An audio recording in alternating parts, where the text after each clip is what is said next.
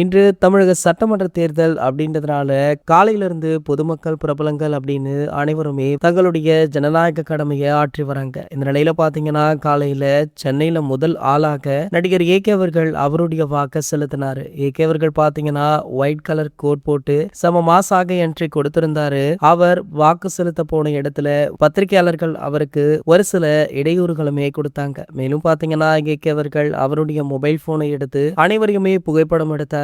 அது ஏன்னு தான் இன்னுமுமே யாருக்கும் புரியல. இதெல்லாம் ஒரு பக்கம் இருந்தாலும் தற்போது ஏகே அவர்களுடைய படம் பற்றி முக்கிய தகவல் ஒன்று வெளியாகி வைரலுமே ஆகிட்டு இருக்கு. அதாவது அஜித் சார் படப்பிடிப்புல கலந்து கொண்டு கிட்டத்தட்ட 1 வருடங்களுக்கு மேல ஆகிவிட்டது. இவருடைய குட் பேட் அக்லி திரைப்படம் கடந்த ஆண்டு ஏப்ரல்ல ரிலீஸ் ஆச்சு. இந்த ஆண்டு ஏப்ரலே வந்துருச்சு. இன்னும் ஏகே 64 படத்தை பற்றி எந்த ஒரு அப்டேட்டுமே வெளியாகல. இந்த நிலையில பாத்தீங்கன்னா இந்த படத்துடைய படப்பிடிப்பு அடுத்த மாத துவக்கத்துல ஆரம்பிக்கப்படுதா. அதற்கான முதற்கட்ட வேலைகள் கிட்டத்தட்ட முடிந்துள்ளதாகவும் சென்னையில முக்கிய இடங்கள்ல இதனுடைய முதற்கட்ட படப்பிடிப்பு ஆரம்பமாக உள்ளதா. இதனை படக்குழு தரப்புல இருந்தே உறுதி பண்ணிருக்காங்க. மேலும் பாத்தீங்கன்னா படத்துடைய ஃபர்ஸ்ட் லுக்குடன் கூடிய போஸ்டருமே படப்பிடிப்பு முதல் நாள்ல வெளியிடப்படும் அப்படின்னுமே சொல்லப்படுது. இது போன்ற செய்திகளை பத்தி நீங்க உடனே தெரிஞ்சுக்க நம்மளுடைய சேனலை மறக்காம சப்ஸ்கிரைப் பண்ணிக்கோங்க.